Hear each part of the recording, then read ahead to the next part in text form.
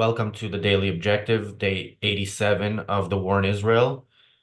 And January 1st, Happy New Year, James. Happy New Year to our viewers. Yeah, we are of course still talking about things that don't really make us happy, but are important to talk about. And today we're talking about the Palestinian propaganda machine and how it operates, and we're actually talking about it in the context of how it operates in the West. You know, how the West, the people in the West who are advocates of the Palestinian cause, how they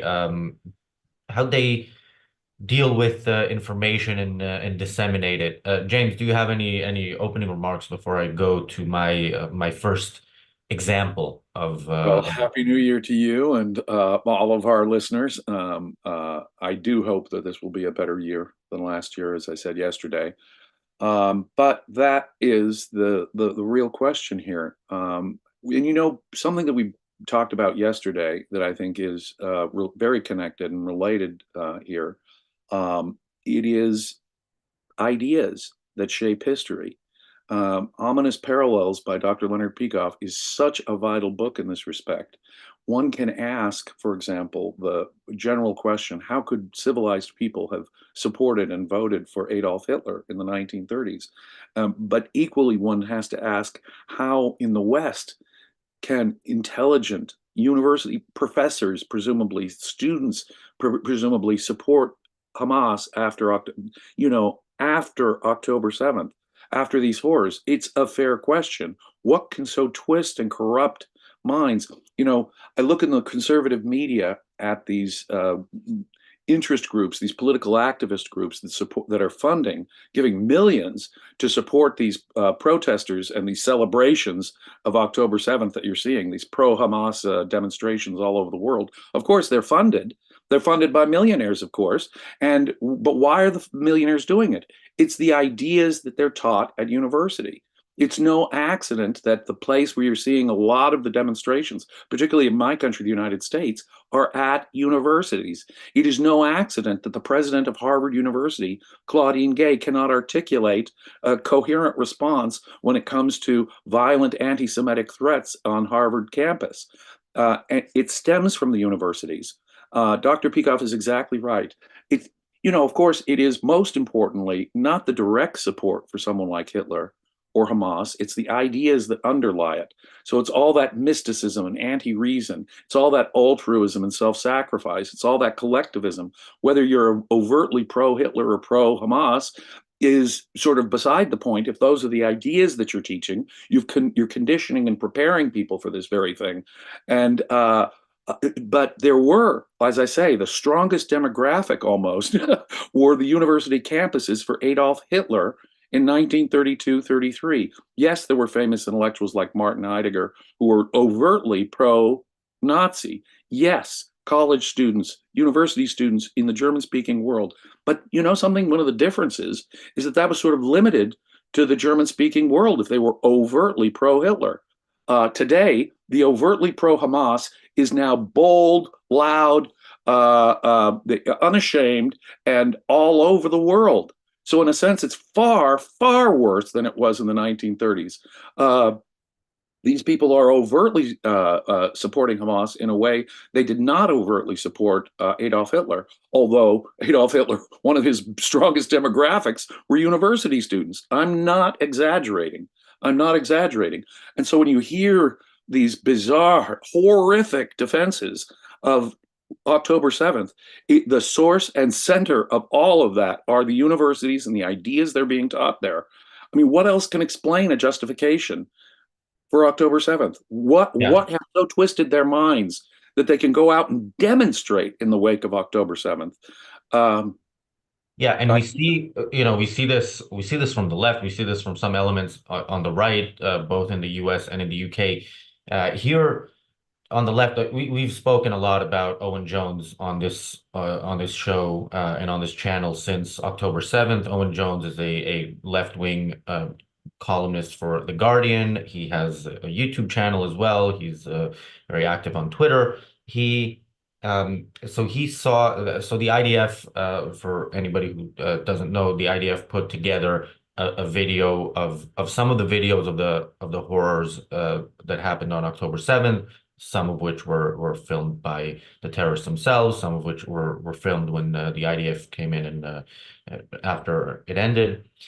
So Owen Jones saw this video and he then did his own video about it, where he starts by saying, yeah, these were atrocities and so on. But of course, he gives about a minute to that. And then he goes into his basically into something like a 25-minute rant denying, a lot of the atrocities, denying that a lot of the atrocities happened, explaining Finding why he every thinks. excuse for everything he saw, finding some other bizarre rationalization, even if he had to pull an arbitrary assertion out of his rear end, he would minimize the horrors that were obvious. First, he would say, "Oh, well, that's no big deal," and then secondly, he would try and find a way to blame Israel if he could. Well, maybe this was, and maybe this was, and it was disgusting. It was a disgusting spectacle where he denied half of what he was seeing before his eyes, and the other half he was inventing arbitrary excuses for that he was simply pulling out of the air. Yeah, It and was vile. Owen Jones is a despicable person, even when he's not talking about Israel. Oh, but this was horrifically despicable. But so after this happened, I saw this tweet by Dili Hussein. He is an Islamist propagandist here in the UK.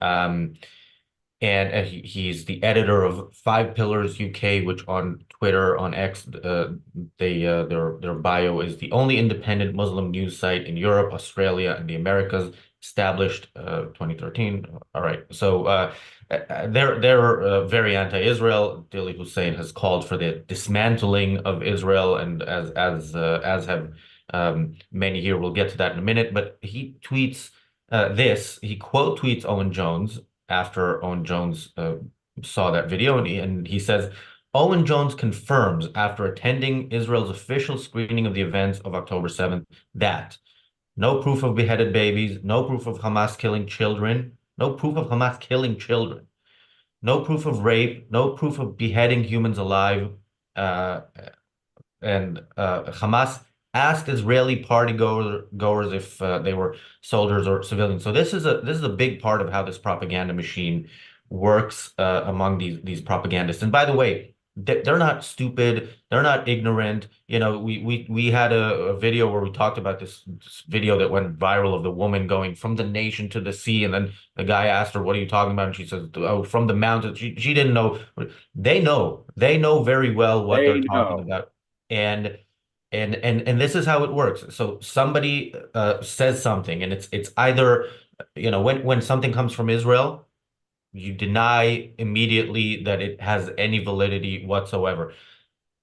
On the other hand, if any random brotard, on the pro-Palestinian side tweets anything, then it's reported as news. Again, Owen Jones writes for one of the major newspapers in this country, and this is how it goes. Somebody says something, then somebody else points to what that somebody said, makes it sound more official than it sounded before, and that's news nowadays. And yeah, go ahead, and then I'll Marty, point out to another instance of something similar that I'm sure everybody's familiar with. The Guardian. I've never been a big fan of The Guardian, but at this point, I think The Guardian has just eradicated any journalistic credibility that it might have, that it could allow the publication, that it assists and sanctions and promotes the publication of provable, demonstrable lies. These are just lies that can be established through independent witnesses, physical evidence, and anyone who did see that video would know that the man is simply lying. And it used to be that journalism, places like The Guardian, would have to take some concern for the actual facts, but they are now apparently promoting outright lies. You can simply not believe it. You say, well, it's in The Guardian, it's a fact. No, no, my friends. You read it in The Guardian. You, in fact, My assumption now, when it's about this subject, is that they're lying to me. If they can promote the lies of someone like this entity, then of course the entire journalistic credibility of something like The Guardian must be shattered. Think about the kind of lies they're willing to tell you, ladies and gentlemen. No, there are international observers. There's physical evidence. There, I have read forensic report. I'm going to get emotional, but I've read the forensic pathology reports where they're having a hard time separating bodies of families that were burnt alive, people who had broken bones and pelvises because of the way they were raped. If you don't want to check out that evidence, if you want to deny that evidence, ladies and gentlemen, if you're willing to so live in such denial, consider how twisted your mind must be, how twisted your values must be. You are just the kind of person who would be out there supporting Adolf Hitler in 1933. Yeah. Yeah, and it's safe to assume Owen Jones went to see that video so that he can say, "I saw it," and That was just, and then use that as to gain credibility while again denying what he actually saw. Thank you, Walter, for the very generous super chat. He says, "Happy New Year, Happy New Year to you, Walter, as well, and to everybody watching." So. Um, yeah, now when the news came out that Israel bombed the Al Ali hospital in Gaza and 500 people were killed, a number that was given immediately after this alleged bombing, I texted Daniel within I don't know an hour or so and said, "This is our topic tomorrow," because I've seen it before. I know how this propaganda machine works. I've seen it. I saw it in 2000 and I believe it was 2002 when Israel had a ground operation in Jenin, and Israel didn't allow reporters in, and the reports came from the Palestinians that 500 people, they like this number, 500 people had died. nice round number. Yeah, 500 civilians, of course, is how they put it. When actually when it ended, the actual number was 52, most of whom were terrorists. 23 Israeli soldiers died. Of course, with Mm. the El Ali hospital bombing, so-called bombing, we now know that it was a Palestinian Islamic Jihad rocket that was misfired, that was supposed to kill Israelis, not Palestinians, and it fell on was it the parking lot there, and there was a big explosion because hospitals are where Hamas hides explosives. Now, again, this was reported as news, and news outlets, for the most part, then walked it back a little bit. But if you go now on, certainly many on the pro-Palestinian side in the UK, if you go on their Twitter, if you go on Jeremy Corbyn's Twitter, again, Jeremy Corbyn was somebody who almost became prime minister of this country. That tweet, last I checked, was still up, and if I'm mistaken, if he had actually deleted it, it took him a few months. And Chris Williamson, who was a member of parliament in this country, has also said, we talked about that Israel should be dismantled. This is something they say. This is something they say about Israel. They don't say it about any other country in the world. It tells a lot about them, but they are. I think here they're more mainstream than they are in the U.S. I don't think even uh, Rashida Tlaib, I don't think she has said Israel should be dismantled. It's something unique here, and it requires, in order to get away with it, it requires lying and constant lying and using every such opportunity. There's an explosion somewhere in Gaza in a hospital, which is great for them. They love that. Then let's use it as another example of something that Israel did. And again, if you still have that tweet up, sometimes people make mistakes. You tweet something and then you find out you were wrong. So you delete it. Right. That's fine. Deleting a tweet is okay. Saying I was wrong is okay. They're not going to say it because the reason they Oh, said it just in the the first place opposite. is part of their agenda. Oh, just the opposite. They get caught in lie. Hamas will report lie after lie after lie. The Western media, the suckers in the Western media will report it as fact. They have to retract. I mean, the hospital is a classic example there. And after you would think in the wake of their humiliation in the way they reported they simply took the terrorists, the perpetrators. Now think about this: the perpetrators of October 7th. They simply took these people's word and reported it as fact first thing. And then rather than really just say, okay, well, we made a huge mistake, we're going to have to rethink our whole sourcing on this topic. No, they continue to repeat information delivered by Hamas. I mean, it wasn't as an Israeli missile at all or rocket at all. It was from the Islamic Brotherhood. It wasn't, and the hospital itself was filled with explosives because Hamas uses hospitals as military. We saw the reporters going behind the CAT scan machines and finding caches of weapons there at that hospital. I mean, stuff we could see with our own eyes, and they still report it the same way. In other words, it is not, you have to ask yourself a deep epistemological question here. They've been caught again and again reporting as fact lies supplied to them by Hamas, and they continue to do it. Why?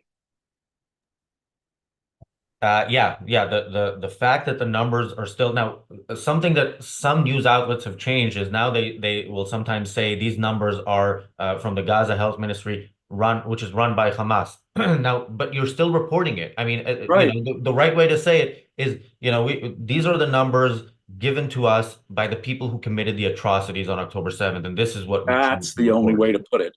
Yeah. According to the monsters who perpetrated October 7th, this is what they say. That's the way to put it. I mean, obviously, And and it's important. uh, Yeah, it's important to keep IDF, that. frankly, the way people deny, the funny thing is it's a strange comparison too. Hamas or the health agency or whatever they call themselves, they're believed just like that. IDF reports something and, oh, no, no, no, we can't report that as fact. We've got to check that out. We've got to have two more sources confirming what Israel's telling us, but not when it comes to some Hamas or Hamas proxy. They're simply printed. And yeah, some of them will say, yeah, according to the Hamas Health Agency, which is, the Black Palestinian Health, which is run by Hamas. Da da da. Great, thanks. Yeah, and this is important to remember, not just when we're talking about the number of deaths. It's important to remember when they say the number of deaths of children, of women. Again, women could be terrorists. Children are sometimes armed by Hamas. When they're not, they're often used as human shields. It's important to remember that also when you hear things like Gaza is the most densely populated area in the world, or 80 or 50% of the population are children. Maybe, but remember, consider the source and remember where it's coming from. Thank you, Bonnie, for the super chat. Thank you, Mark, for the super chat. Mark says, thank you for the badly needed info and perspective. Thank you. And thank you, Tova, for becoming a YouTube member of ARCUK. James, do you know how to lie while telling the truth? Now, never figured out how to do that. No. It is actually possible. If I tell you, if you've never seen me before and I tell you I have one arm, and then you see me and you're like, well, you have two arms, and I can say, look, I never said only one arm. There's one arm. There's another one. On the other side. That this is basically this is something that is similar to what they do. So Owen Jones, yeah, back to Owen Jones. Reported so what was it, a month ago or so, that Israeli government minister Bezalel Smotrich said that there are 2 million Nazis in the West Bank. And that's how he reported it, that this is something that a government minister said. Now, the government minister did say that, but what Owen Jones doesn't mention is that this came after that poll where 75% of people in the West Bank supported, or was it 75 or was it more than 75, Yeah, supported the October 7th atrocities. And another thing I like to remind when we talk about that poll is the fact that somebody was against it does not mean they're against killing Jews. It means right. they might be against killing Jews. They might have thought this was not the right time. Let's Right wait at this until we're more moment, or perhaps prepared. not in this way. We should have done it a little differently. Yeah, yeah.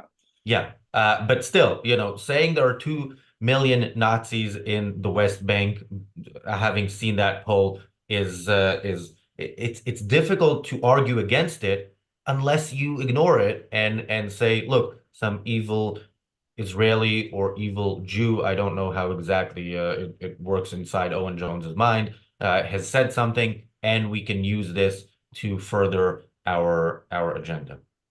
That's exactly it. I mean, and think of the cognitive twisting that must exist in this guy's mind.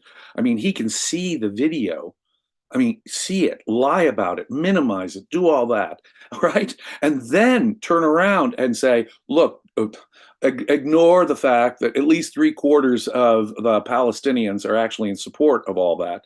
I mean, it's irrelevant to him at that point, right? Because he's completely denied the facts with his own eyes. He's lied about it for others, and so of course, how could you possibly call them Nazis? Compare them to Nazis just because they want the annihilation of all the Jews?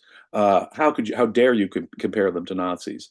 No, they make a perfect comparison to Nazis, as we've been doing for the last a couple of days here. Not perfect. There are some differences. In some ways, Hamas is cruder, worse, and the support for them among intellectuals and journalists in the West is stronger than for Adolf Hitler in the 1930s. Think about that. If anything, we have culturally and philosophically declined in profound ways from the 1930s. It's gotten worse, ladies and gentlemen. There's more support for these monsters. I mean, you can see October 7th for ourselves. We can have that kind of evidence in front of our own eyes, and you can still have universities around the world and huge demonstrations in major Western capitals.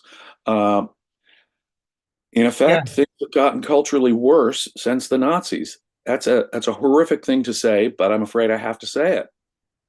Yeah, and we talk about Owen Jones a lot, and we'll continue to do so. But you see this in the way mainstream media reports it. You see this in the way mainstream media interviews people from the Palestinian side versus people from the Israeli side. We famously saw that when there was the temporary ceasefire and the exchange of Israel, giving releasing terrorists in exchange for civilians held in Gaza. Children and old people. Yeah. And we saw that interview by Kay Burley from Sky News interviewing Eylon Levy, the Israeli spokesperson, and she said, "Well, you're giving 150 Palestinians for 50 Israelis. Do you value Palestinian lives less?" And of course, this was the agreement with Hamas, pushed by Hamas. Israel would gladly have given zero Palestinians in exchange for Israelis. But and even when you're interviewing and you think, I have to challenge the interviewee. This is such a uniquely bad reasoning on her part that you don't see when it comes to anything other than Israel, and you do see it there. We saw reports of in the ground troops, the ground operation in Gaza, when terrorists are apprehended, they are made to strip because they could be wearing a bomb, as Palestinians often do. But this is something that we hear again from the Palestinian propaganda machine in the West is, you're humiliating them for no reason. First of all, there's a reason. Second of all, it is good to humiliate your enemy in a war. That sends a message to others who Consider might do that. consider babies. No, no, no. Whatever the lies of Owen Jones and all those monsters, babies were slaughtered, beheaded, families were burnt alive. Burnt alive. They would roll burning tires into places where they'd gathered children or an entire family. That is a fact, ladies and gentlemen. Okay, now deny the horrors of that all you like, but consider the cognitive dissonance that's going on here. Consider the denial going on here. I mean, we're at and to turn it around like they have in the most vile, disgusting, despicable way, and to even for the reporter to even ask the question in that way kind of tells you everything you need to know. It's not October 7th that's horrifying them, that requires some kind of reaction. It's Israel that has to restrain itself in the wake of October 7th. And how dare you disvalue Palestinian? Wait a minute here. Israeli children were just slaughtered. Israeli civilians were just raped and slaughtered. And now the sole focus is on anything Israel might do in self-defense. And the numbers. Now, of course, I think that any of these hostage negotiations are corrupt. I mean, how many more hostages do you want taken? How many more October 7th do you want to encourage and make pay for these guys? So I think it's wrong.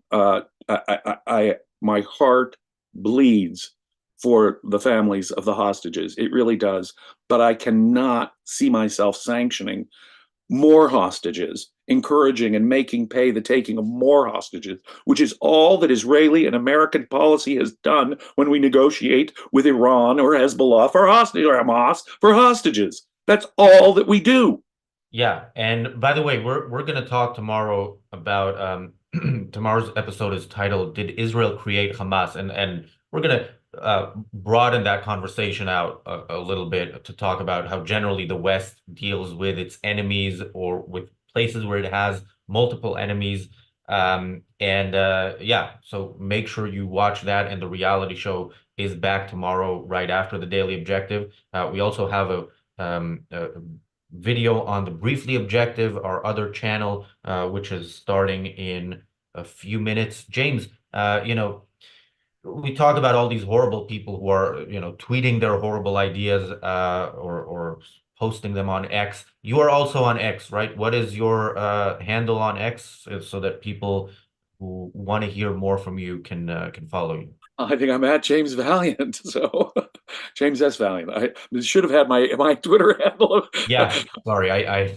Yeah. See, we ask challenging questions here. Challenging. Daniel, That should have been an easy one, but unfortunately for me, that one is a challenge. I am now on X. It really was October 7th that did it for me.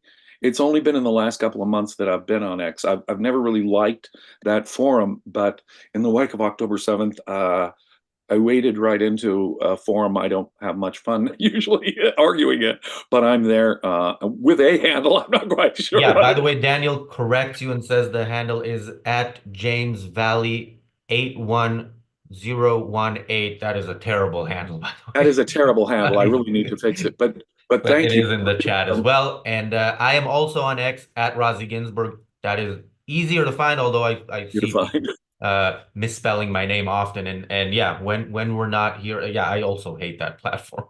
And I have been on it for a while and haven't used it almost at all. And yeah, October 7th changed You've that. actually, So you actually, I mean, I'm a kind of boring ex or tweeter, I guess, whatever they call it. You have made some powerful posts in the last couple of months, my brother. And I urge people to follow you over at X, along thanks. with Grownbrook and us here, Ayn Rand Center UK. Yeah, and Those are the places you'll get the best information, ladies and gentlemen. And if you think this is a unique viewpoint that you're getting, because I know it is, and you recognize that, then put your money where your mouth is, ladies and gentlemen. This is an important value. This is an important message to get out. And this is a perspective that you're not going to hear from the regular media. So yeah, we please are become funded by our members and our super chatters who are always helpful as they are today. Also, yeah, so tomorrow we have the show about did Israel create Hamas. Later on, I think it's going to be later on this week. If not, it'll be sometime soon. I will be talking to somebody from Israel, Gilad, longtime viewers of this channel know him, and we're going to talk about how we hear so much about the lives of people in Gaza and how difficult it is to live in Gaza during a time of war. We don't hear about how difficult it is to live in Israel during a time of war. Rockets are still being fired at haven't Israel. stopped. And Haven't yeah, stopped. That's the other thing a lot of people in the West outside of Israel don't realize. The rockets haven't stopped. I yeah, mean, of course, most of them get intercepted and so forth. A lot of them misfire and stuff. But people must realize that since October 7th, Hamas has not stopped firing rockets into Israel. yeah. And so that'll be interesting to hear life in Israel during the war. We are about to start competing with ourselves if we don't go off the air because the Briefly Objective is starting now. Daniel will put that in the chat. Thank you, Gail, for the last minute super chat. Thanks, James, for joining me. We will be back here tomorrow talking about did Israel create Hamas? Be safe. Happy New Year. Happy New Year.